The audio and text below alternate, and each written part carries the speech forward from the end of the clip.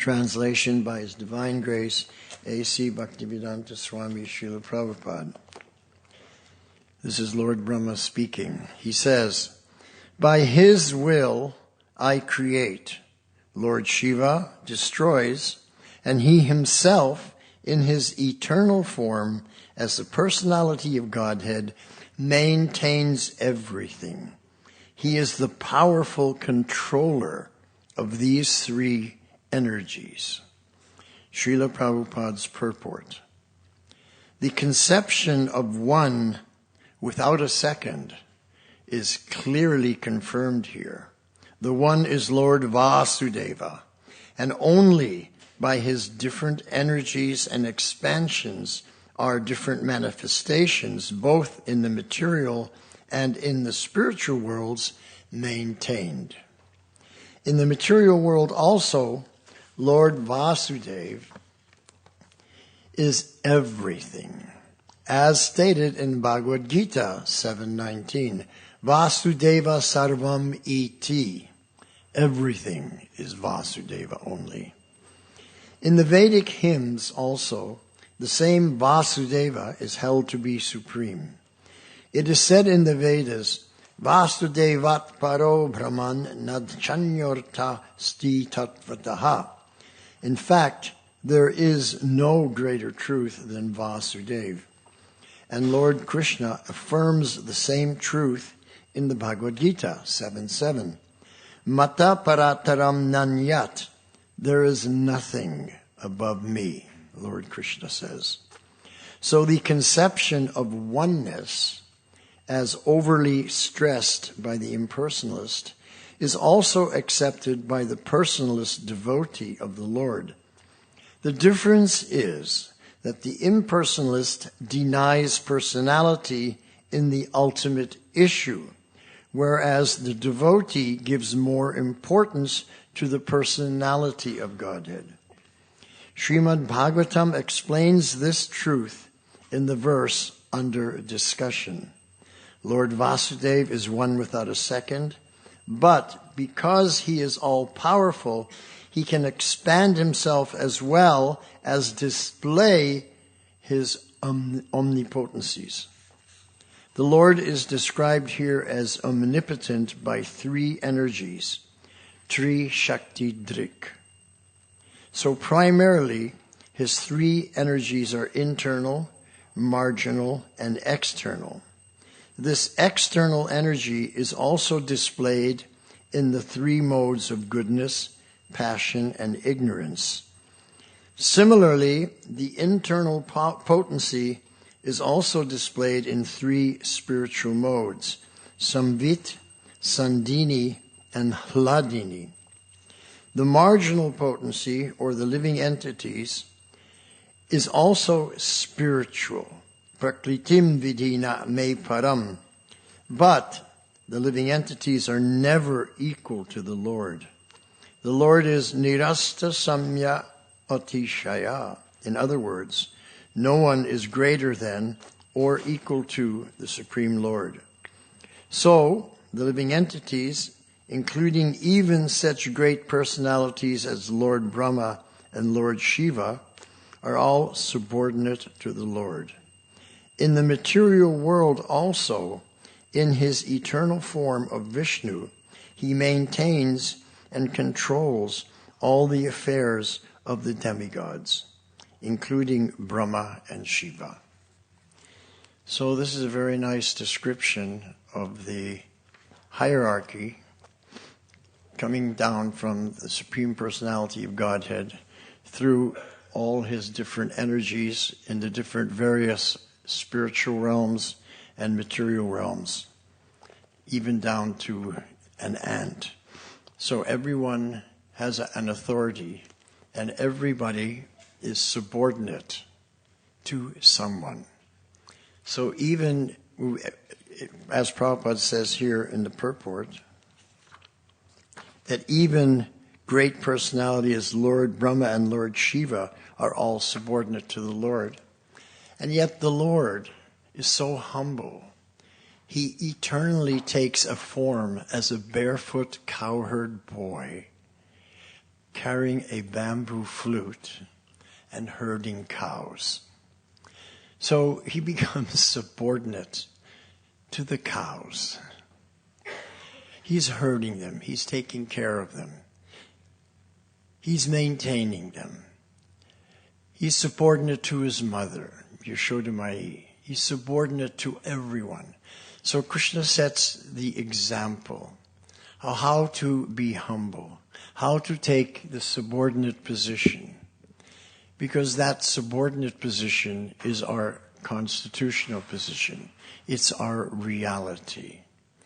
So therefore, the acharyas, they are teaching us to develop this particular mentality of das, das, das, anudas, that I am the servant of the servant of the servant of the Lord. That is our eternal constitutional position in every situation, wherever we are, forever and ever. So that's reality. When I'm not in my constitutional position as das, das, das, anudas, the servant of everyone, then that situation where I'm not in my constitutional position is known in the Sanskrit language as Maya, illusion, false conception of the self. So we have a false conception of ourself. Everybody in the material world is suffering from an identity crisis. They don't know who they are. They don't know where they came from. They don't know where they're going. They don't know what to do in this life. They don't know what happens after death. In other words, everyone's in ignorance, complete ignorance. And the material establishment of education keeps you in that ignorance. We have to bow down and offer our respectful obeisances every day to Srila Prabhupada, because he's the only one that's given us the understanding of reality and how to come out of that ignorance and act as an eternal spiritual being, instead of a conditioned soul in ignorance in the material world, controlled by our senses, controlled by our desires, controlled by our tongue, and controlled by the three modes of material energy. So, even Lord Brahma is saying here, in this verse, he says, by his will I create. So even Lord Brahma, as I said yesterday, he's the subordinate creator. You know, we call him the creator, but we should understand he's the subordinate creator. By his will, by Krishna's will, and by Krishna's empowerment, Lord Brahma creates. Lord Shiva destroys.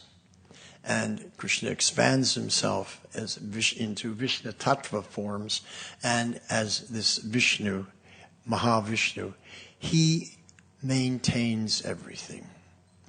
So creation is usually and always, I should say always, not usually, creation is always done in the mode of passion.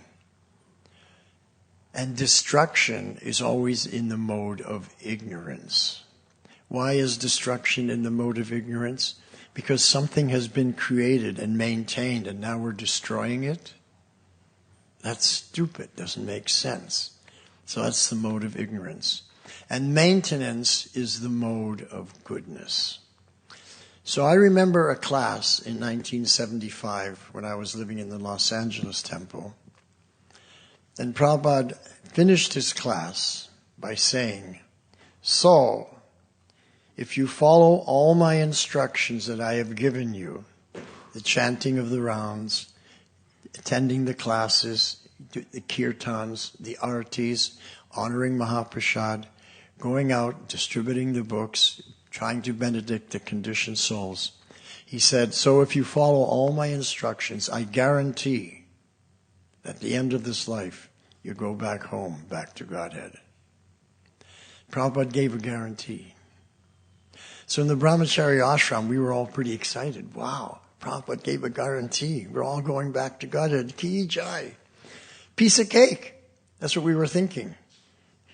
Because in those early days, we had a lot of energy, and we could follow the process, follow Prabhupada's instructions, no difficulty. What we didn't know is that to maintain it for a whole life is a little different. We came in the mode of passion, we were able to follow. But would we be able to maintain it our whole life? Or would we be overcome by the mode of ignorance and gradually start slipping away, slipping down, slipping out, giving up? I remember when I was interviewing devotees for my book, Radha Damodar Vilas, I was speaking to one devotee from New York who had left the movement. And I was asking him questions. He was giving me his remembrances. And he was speaking so eloquently and so nicely, and he had such nice memories. So when he finished, I asked him, why did you leave? It didn't seem reasonable for me that he should leave. So he said, well, I was studying the books, and I was reading what Prabhupada wrote, and I wasn't getting mysticities, I wasn't becoming purified, I wasn't getting what the book said you're supposed to get by chanting. So I left. After 6 years, he gave up. In other words, he had no patience. He thought that within 6 years, he'd become a pure devotee with all mystic potencies. And he didn't have it, so he thought the process doesn't work. He should have thought, maybe I'm doing something wrong. Not that the process doesn't work, but maybe I'm not doing it correctly. Anyway, he left. But he was favorable. He wasn't negative or anything. But I learned from that experience that we have to have patience. And this is what Rupa Goswami is emphasizing in his teachings, that in order to be successful in devotional service for the rest of our life, we have to come to the platform of the mode of goodness. And we need 2 things. Daryat, patience. We need patience. No one becomes a pure devotee in one day or 1 year. It's a lifetime's endeavor. And even in one lifetime, we may not accomplish it. So patience is required. And the second quality that's essential is utsahan, enthusiasm. We should do our devotional service enthusiastically. Why is that so important? It's so important because we're doing it for God, for the Supreme Lord, the Supreme Being, the Supreme Significant, the Supreme Lover, the source of everything, the cause of all causes. We should be enthusiastic that we've been taken out of ignorance and now we're actually engaged in the service of the Supreme. Wow. So we have to understand this. We have to be conscious of this.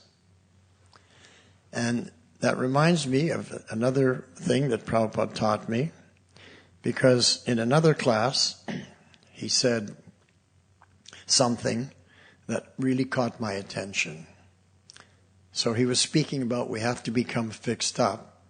So then he said, so don't be Krishna unconscious. Now that caught my attention because I'd never heard the phrase Krishna unconscious before. So I perked up and I was listening very carefully. He said, don't be Krishna conscious. First become conscious. Then you can become Krishna conscious. We have to become conscious who we're dealing with. We have to become conscious that we're spirit soul. We have to become conscious that even Lord Brahma, even Lord Shiva, they are offering honor and respect to Krishna. So what about us? What's our position? They are so enthusiastic doing their service. What about us? So first become conscious. That means no sleeping in the class, because then you're unconscious, right? That reminds me of another thing Prabhupada said. So at the end of one class, he said, "Are there any questions?"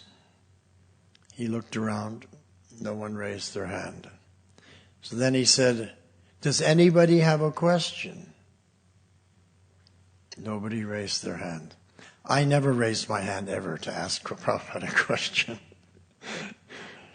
Because I was thinking, if I ask some foolish question, I'm going to appear like an idiot in front of everybody. So I just took shelter of Shravanam. I would just hear and listen. Anyway, no one asked any questions. So Prabhupada said, if you're not asking questions, it means either you didn't understand the discussion or you were sleeping. So then Prabhupada decided that he would ask a question. No one else was asking questions, so Prabhupada asked the question. He says, is there any difficulty chanting in the kirtan? And we all said no. Then Prabhupada said, is there any difficulty during the arti, you're chanting and dancing in front of the deities? No? We said no. And then Prabhupada said, is anybody having any difficulty that after the chanting and the dancing, honoring Mahaprasad? And we said, no, Srila Prabhupada. No one had any difficulty honoring Mahaprasad. And then Prabhupada said, but that is Lord Chaitanya's 3-point program. Chanting, dancing, and feasting on Mahaprasad. Lord Chaitanya's 3-point program. So since that day in 1975, I've been very enthusiastically engaged in Lord Chaitanya's 3-point program. Chanting, dancing, and honoring Mahaprasad. Because I'm following Lord Chaitanya's movement. But we have to do the other things also. But these are the 3 essential points. Why are these the 3 essential points? Because this is how we come out of Maya. This is how we become humble devotees. This is how we learn that we're spirit soul and behave like an eternal associate of the Lord. And we are no longer attracted to Maya.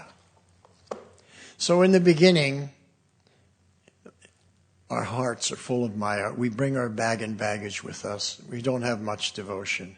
But as we continue this process of chanting, dancing, and honoring Mahaprasad, gradually the material desires and material conceptions decrease and the spirituals increase. So it's described, the process of devotional service is described like this, that we come across the devotees for the first time.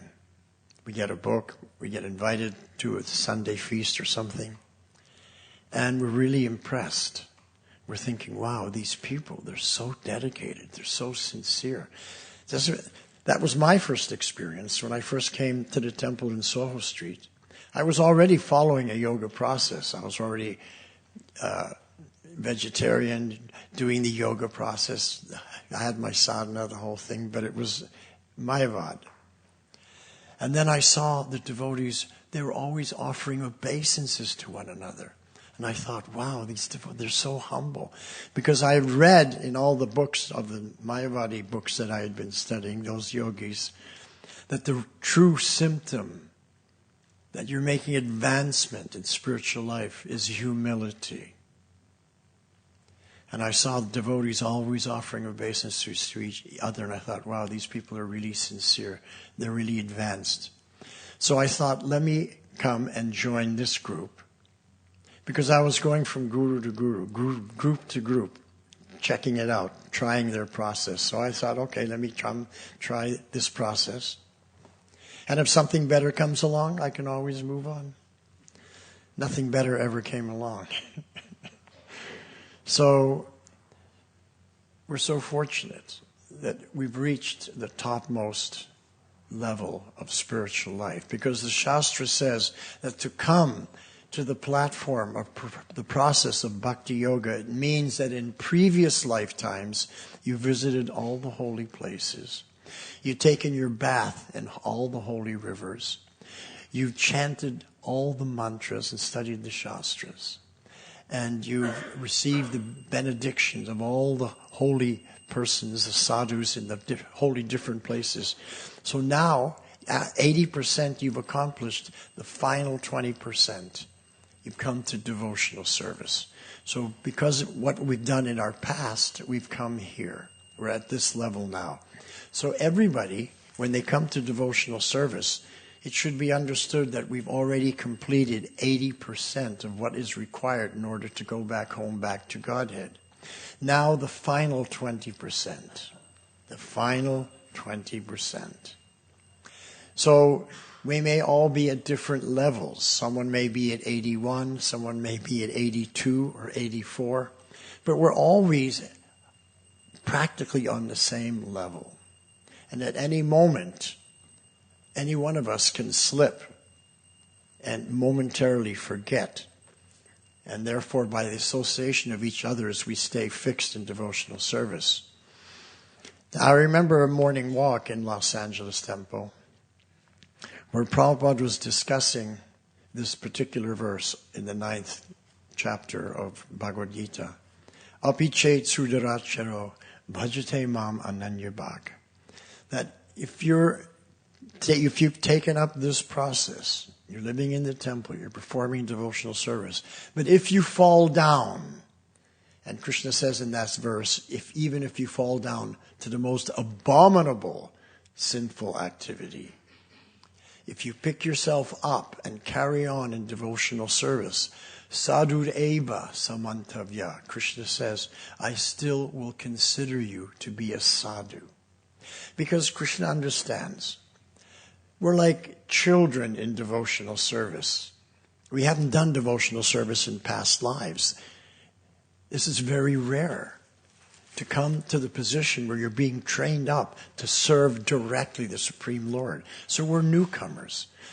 So children will naturally make mistakes. So Krishna can overlook that. So Prabhupada was explaining that even if a devotee falls down to the most abominable situation, if he comes back, Krishna will consider it was just a temporary fall down, just an accidental slip, and he's situated again as a sadhu. However, Prabhupada said, if the fall down is premeditated, you're planning it, you're thinking of it, you're desiring it, then Prabhupada said that is the greatest offense. And Krishna, you can't fool Krishna. Only if it's an accidental offense, Krishna sees you as sadhu, but not if you've been desiring and thinking of these things, of some fall down. So then, one devotee raised his hand, and he asked a very profound question. He said, Srila Prabhupada, how do we know if a fall down is accidental or premeditated? So Prabhupada paused for a moment. And then he said, if he comes back, I consider that it was an accidental fall down. If he comes back, I consider it an accidental fall down. So when I heard that, I assumed someone falls down, they go away for a week or two, and they come back, and Prabhupada will consider it an accidental fall down. That's what I was thinking originally. But after many, many years in Krishna consciousness, I got a much more profound understanding, which I'll share with you. And this relates to two of my godbrothers who were quite, well known in our ISKCON movement and were doing very important service. But after Prabhupada left, they fell down, they fell away to the most abominable lifestyle. But then, years later, both of them contracted AIDS. Shri Shri Radha Gokulananda Sitaram Lakshman Hanuman Ki. So one of those devotees in 1970, he had one time been Prabhupada's personal servant. He went to Australia and had started the Australian ISKCON mission.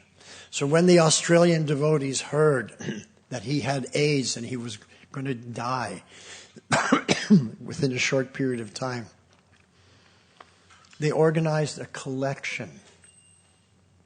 And they were able to collect money, and they sent him a ticket to fly to Australia, Melbourne, Australia. He was so far gone in his health that he practically almost died on the plane. He was in economy, and the stewardess saw his pitiable condition and brought him to first class and was nursing him, trying to keep him alive. Anyway, he arrived at the temple. The devotees picked him up, and he stayed there for some short time. And the devotees were glorifying him. And he ended up leaving his body with a garland of the Lord, the devotees chanting Hare Krishna in his room. And then I remembered what Prabhupada said. If he comes back, I consider it an accidental fall down. And I was like amazed. He'd been gone for like 25, 30 years. And now he looks like he's gone back to Godhead. Hearing the chanting, the whole mantra was on his lips as he left his body in the temple. And then the other person also had AIDS, and he was now living in his home with his mother. And so the doctor had come and trying to help him overcome the AIDS. But as the doctor left, he said to this devotee's mother, "It's hopeless. There's nothing more I can do. At most, I give him 2 weeks to live." And then the doctor left. So then the mother went into the room and she chastised her son. "Look at yourself. What a pitiable condition. The best part of your life, where you actually did something worthwhile, was when you were with the Hare Krishnas." So she chastised him. Anyway, that night, she had a dream. Prabhupada came to her and told her, "Call the Los Angeles temple." So the next morning, she searched, found the telephone number, called the Los Angeles temple. Someone answered. And she said, "I'm the mother of my son. He was a sannyasi in your movement. His name was so-and-so." They said, "Really?" "Yes. And he's about to die." "Where is he?" "Oh, he's in my home here, just 2 hours away from the temple." They said, "Well, we can bring him here." "Yes, that would be wonderful if you could do that." "Well, give us your address." So the devotee sent out a van and brought him back to the temple, put him in a very nice room across the street from the temple, and he was attended to by a devotee 24 hours a day. Prabhupada tape was playing. He was getting Mahaprasad every day, and he left his body hearing the holy name. And again, I was like astounded because, he was in complete Maya. Everybody knew that these two people were in complete Maya. And yet, look how they left their bodies. And I had several realizations. One of the realizations I had was that Krishna never forgets the service that you render to him. And Krishna honors that service. And he doesn't look at the fall down. He is not concerned with the negativity. He's not concerned with what we do wrong. His focus is the positive, what we do correctly, how we're coming back home, back to him. And so in reciprocation for the service that they rendered to Krishna, he reciprocated and arranged that they would come back to the temple. He made that arrangement. Then it was up to them to think of Krishna at the last moment. Because in the 8th chapter of Bhagavad Gita, shloka number 5, 6, 7, and 8, Krishna says again and again that if you remember me at the time of the death, I guarantee you go back home, back to Godhead. Ashamshaya is the word he uses, without any doubt. And he repeats it 4 shlokas in a row. That's how important it is that at the end we remember Krishna. And how do we remember Krishna? By remembering his name, by remembering the mantra. And that's one of the major reasons why we chant japa. Hare Krishna, Krishna Krishna, Hare Hare, Hare Rama, Rama Rama, Hare Hare. So that we can put a samskara in our brain, in our consciousness, to take shelter of the holy name. When we are on our deathbed, when all the senses are finished, you may even be paralyzed, you can't move. The only thing you have left, you have no energy to do anything. The only thing you have left is your mind. And if you can remember the holy name and chant the holy name in your mind, then Ashamshaya, without any doubt, you go back home, back to Godhead. So I saw this. And then I remembered what Prabhupada had said. If he comes back, I consider it an accidental fall down. And I had read in the 10th canto of Srimad Bhagavatam, in the Leela of the Damodar Leela. You know the Damodar Leela, Harigriva and Manikuvara were cavorting naked with beautiful girls in a lake. And then Narada Muni came by, and the girls were so shy, they covered themselves, they were so embarrassed, and they were begging forgiveness. But those 2 boys in a state of intoxication, they said, oh, this sadhu's now come, he's ruining our fun. So Narada Muni said, oh, boy, you guys are really puffed up, you know. Well, you want us to be naked? No problem. I give you the benediction that you can stand naked as trees.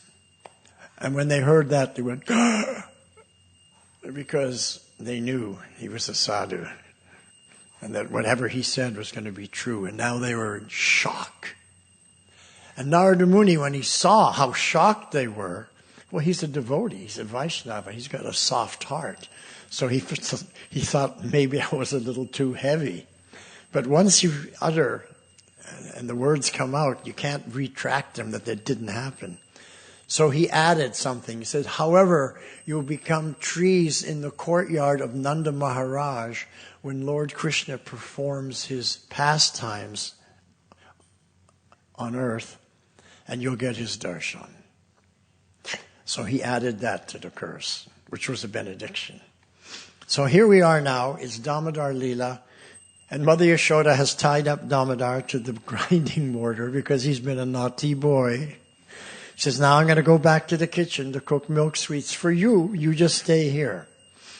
So she goes back to the kitchen, and he, on his hands and knees, starts crawling out of the shed, pulling that mortar behind him because it's tied to the rope, towards these 2 trees. And in the Shastra it says, Krishna says, I know that these 2 Jamal Arjuna trees are the sons of Kuvera, Manigriva and Nalikuvara. And they were cursed by by Narada Muni to stand as trees, and then they would get my darshan when I perform my pastimes here. So now, in the next shloka, Krishna says, in order to honor the word of my pure devotee, I'm now going to give them my darshan. And he pulls the mortar between the 2 trees, gets stuck, and they come down. The trees come crashing down, and out come these 2 demigods, and as soon as they see Krishna, they become immediately purified and offer prayers and return back to their own abode, completely purified. So what struck me in that shloka was Krishna says, in order to honor the word of my pure devotee, Narada Muni said that you'll get the darshan of Krishna. So now, to honor the word of my pure devotee, I've got to give my darshan to these two reprobates. I mean, what did Manigriva and Nalakuvara do to deserve to get the direct darshan of Krishna? Absolutely nothing. They committed an aparad. But in order to honor the word of his pure devotee, Krishna gave him this darshan. And I remembered that.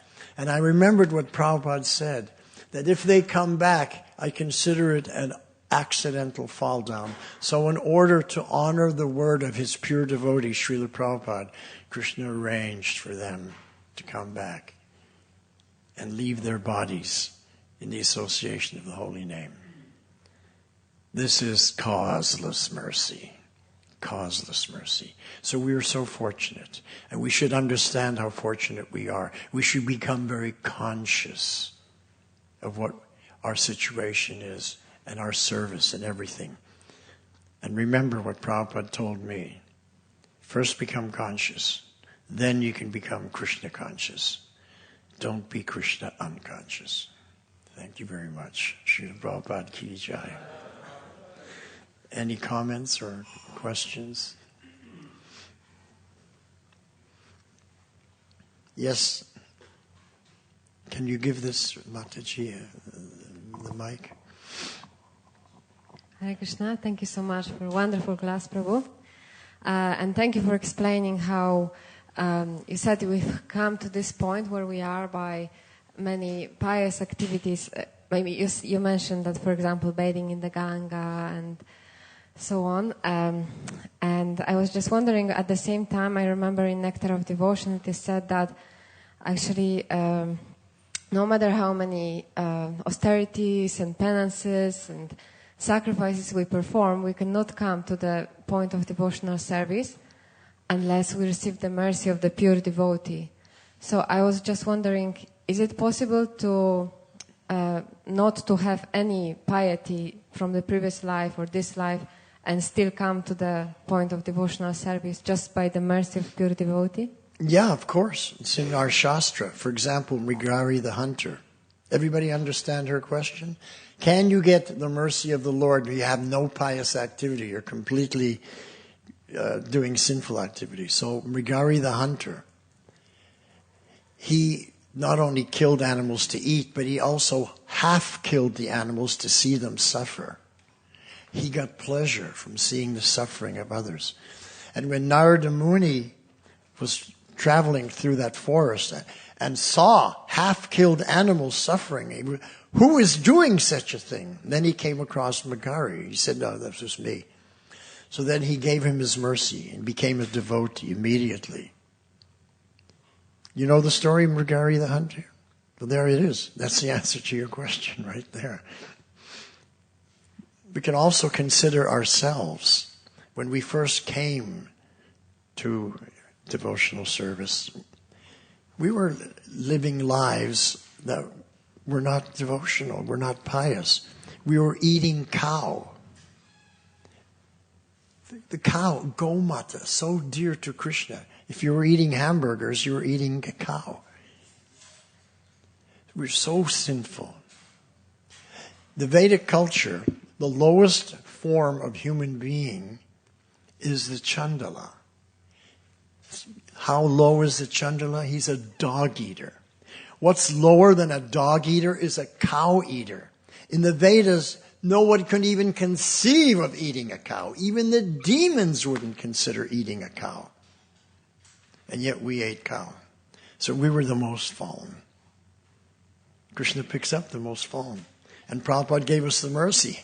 He gave us Bhaktivedanta manner. He gave us the deities. Come, perform devotional service. Follow Lord Chaitanya's 3-point program, chanting, dancing, and feasting on Mahaprasad. What more mercy can you have than that?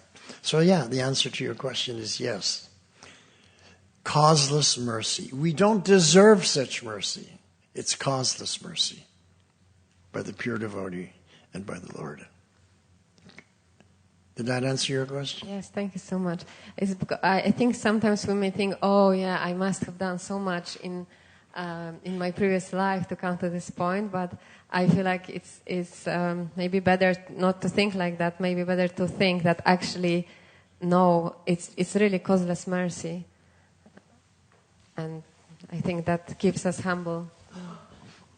So we have to show gratitude. We have to say thank you to Krishna and Prabhupada for taking us out of Maya and putting us on the path of devotional service. So gratitude, we really have to show gratitude. And how do we show gratitude? By our chanting sincerely, devotionally, the Maha Mantra. Hare Krishna, Krishna Krishna, Hare Hare, Hare Rama, Rama Rama, Hare Hare. Prabhupada stressed this above all other services, because by this service you can become purified, your heart can become clean, your mind can become clean, giving up all material desires and just surrender to the lotus feet of the Lord. So someone asked me, what is the secret to making advancement in devotional service? I said, it's in the bag. The secret is in the bag. Hare Krishna. Yes. Hare Krishna, Prabhu. Thank you for sharing your reflections on the instructions of Srila Prabhupada. I was just reflecting. I can't hear a word you're saying. Sorry, is it better now? Yeah. Yeah. So I just wanted to ask that you talked about maintenance and how that is very difficult in the initial part of your talk, and how it is in the mode of goodness. So I was just wondering that one of the very key aspects that Srila Prabhupada gave us is also about sharing Krishna consciousness with others. So how do we actually, if you can probably rather share some thoughts of how do we help others also to maintain their Krishna consciousness? I actually answered this yesterday, but perhaps you weren't at yesterday's class. So the question is, how do we share with others? How are we actually sharing? And I explained that Prabhupada taught me. Because everything I'm saying, I received from Prabhupada, okay? It's not coming from me that I'm that I'm so intelligent. Not at all. Everything I know, I was taught by Srila Prabhupada. So Prabhupada said that the mentality of a thief is that he takes the property that belongs to someone else and keeps it for his own benefit. And the mentality of a sadhu is that he takes everything and uses it for the benefit of others, because he knows that everything belongs to the Lord. So this knowledge that we've received from the Shastra that Prabhupada is giving us, Prabhupada taught me, this knowledge belongs to Krishna. And if I just take this knowledge for my own benefit so that I can become liberated, I have the mentality of a thief. But if I take this knowledge that belongs to Krishna and I share it with others, then I have the mentality of a sadhu. Sadhureva samantavya. That's what I just quoted that shloka from the Gita. So Krishna will consider you a sadhu when you distribute the mercy that you received to others. So we do that in different ways. We do prasad distribution, food for life. We distribute books. We go out in the street, we chant the holy name. So we're distributing the Maha Mantra for people to hear, books for them to read, prasad for them to eat. That's how we're sharing with others. And that's how you become a sadhu, and that's how you become recognized. Because that's what all sadhus do, what all rishis do, what all acharyas do, is they work for the benefit of others. Yeah. So, my question was a little bit more than that once we have shared, then it's also about helping others to maintain it. So on that journey to maintain the sadhana, were there anything that you observed how Srila Prabhupada was doing in helping? Because of course he had disciples all over the world. So okay, so what's her last point? Helping to maintain others.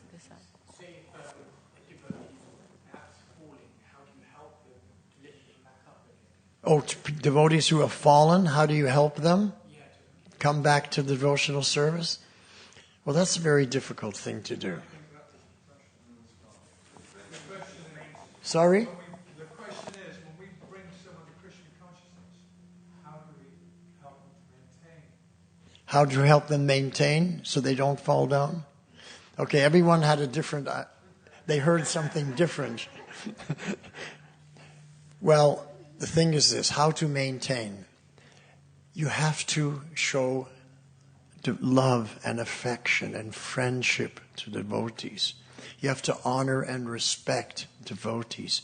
You can't find fault with devotees because devotees are very sensitive people. You have to be sensitive in order to understand this philosophy. You have to have an open heart to surrender to Krishna, who you have never met, you've never seen, you're just believing what someone else is telling you that he's God. So, okay, let me try this process and see if it works. That's how we all come. No one's convinced of anything. We have to treat such persons with such care because we're their servant. Das, das, das, anudas. So the new devotee who just comes, he's my Prabhu. I'm his servant. How can I serve you? Do you have any questions? Are you hungry? Whatever. You ask and you serve. And that's how you benedict him. You're always a servant. That's how I started this talk. That's your eternal constitutional position. You're always serving others. You never think, what is my benefit? Because if you think, what is my benefit, then it's not service. Then it's business. I'm doing this to get this. That's what business is. You do something to get a result. But service is you do it out of devotion, out of love and affection. And Krishna takes care of your benefit. You don't have to think about it because Krishna will take care of it. So I thought about that in the early days, and I was thinking, well, who can take care of my benefit better? Me? I can make arrangements and plans and everything for my own benefit. Or Krishna, who can do a better job for my benefit? And I came to the conclusion that Krishna could do a better job, so let him do it. I'll just go out and serve. And I had a wonderful life. Krishna took care of everything I needed. So what I'm sharing with you is my experience. I've experienced what the Shastra says, what the Guru says is 100% fact. Did I answer your question? Okay, good. Okay. So now it's time to honor Mahaprasad. 3-point program. We chanted, we danced, now we're going to honor Mahaprasad. Srila Prabhupada ki! Thank you very much.